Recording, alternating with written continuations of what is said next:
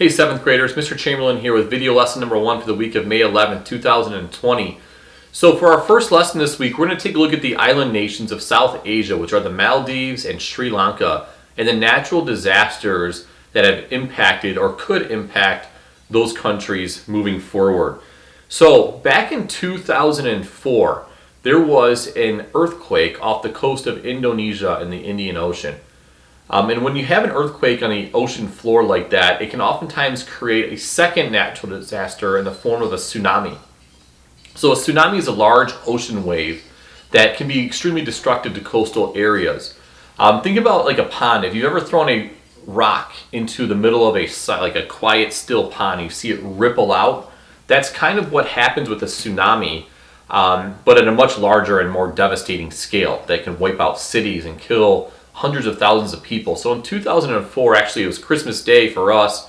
It was December 26th in that part of the world when it happened. There was an earthquake off the coast of Indonesia that created a tsunami in the Indian Ocean. So that tsunami kind of spread out in a circle pattern out from the epicenter of the earthquake. So there was a disturbance in the floor. It caused the water to kind of bounce down and bounce back up, creating this huge wave. And at first, most of the destruction was right there in the country of Indonesia, which is not part of this unit. But that wave continued to move west towards India and Sri Lanka, and even further all the way and reached the coast of Africa in the countries of Tanzania and Kenya, where a couple people were killed. And all this tsunami had killed over 300,000 people in just a short few hours. Sri Lanka was probably the second hardest hit country out of all the countries involved around the Indian Ocean. Indonesia probably had the most deaths, and Sri Lanka right behind it. So Sri Lanka is that teardrop of India that grows a lot of the world's tea, has a large population, and many people were killed during this terrible natural disaster. So since this has happened, scientists and researchers have developed new ways to try and detect when a tsunami could be approaching. And then they have loud sirens and evacuation routes to try and get people out of those low-lying coastal areas to either high grounds or further inland to protect them from these devastating waves, to hopefully prevent more deaths in the future. It took Sri Lanka a long time to rebound from that, and many family members were lost. You can think about how sad that would be to have a family member washed away in a tsunami, never to be seen again. It's just so abrupt and so sad to think about. Let's talk about the Maldives for a second. The Maldives are this beautiful tropical island that have over 600,000 tourists visit them every year. As you take a look at some of these pictures, who wouldn't want to travel here with these cool looking huts above the water, the clear blue waters. Now, one thing I want you to know about the Maldives is that it is the flattest country on earth.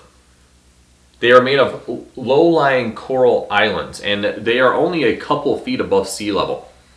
So we've talked in the past about this theory of global warming, and that some scientists believe that global warming is occurring, and it's causing the ice caps to melt. And as the ice melts, it's going into the oceans, causing ocean levels to rise. So I found some alarming stats about that I want to share with you with the Maldives. Some people think that by the year 2100, so we're talking about 80 years from now, that the ocean levels could rise about 1.5 feet. And if that were to happen, okay, so 1.5 feet is about this tall. If that were to happen, 77% of the Maldives would be completely underwater. And so all the people who live there would have to live on, a quarter of the land that's left. If those ocean waters were to rise 3 feet, because no one knows exactly how much it's going to rise in a certain amount of time, but if they were to rise 3 feet, almost 100% of the Maldives would be completely underwater. So this is something that their government is having to think about and plan for, and one of their solutions is to possibly relocate to another place to live. Because, if the environment continues to change in this way, as scientists believe that it is, and ocean levels do rise, they're going to be like the first country to be completely covered. And we looked at those maps back at the very beginning of the year that kind of showed like different continents and how they would change if all the ice on Earth were to melt. And we saw some significant areas that were washed away, like New York City and Florida and London and so on. Well, the Maldives would be the first of those places, and that is not just a place where people live, but a place that a lot of people in that part of the world like to travel to. Like many people here, they go to the Caribbean islands because it's closer. Well, in that part of the world, a lot of people like to travel to the Maldives because they're beautiful tropical islands and a great getaway. So that's something they're having to deal with a possible natural change and disaster that could happen to them as well. So these are just a couple examples of how people have to react and adapt to the environment around them. That's an example of human-environment interaction. Sometimes it's things that you have a lot of time to plan for, like ocean levels rising. And then sometimes it's an instant earthquake that happens that leads to a tsunami.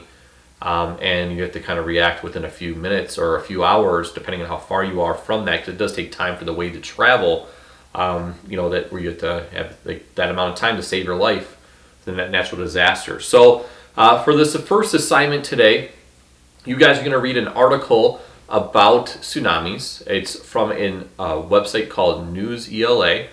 And I am going to also submit to you a Google form that has 8 questions that you're going to answer after reading the article. It's all about how tsunamis form and how they devastate, and they'll talk about the tsunami that impacted Sri Lanka that I mentioned to you earlier in this video. Now, I want to remind you about office hours once again. So we've been meeting on Mondays at 2 o'clock, and we've been meeting every Friday at 10 o'clock. For those of you that have been joining, I hope to continue to see you there. It's been great to see you guys and talk to you guys. For everybody else, I'd like to hope that you start joining. If you ever need me and it's not office hours time, make sure you reach out via email, and I will get back to you as soon as I can. So I hope you guys are doing well. Have a great week.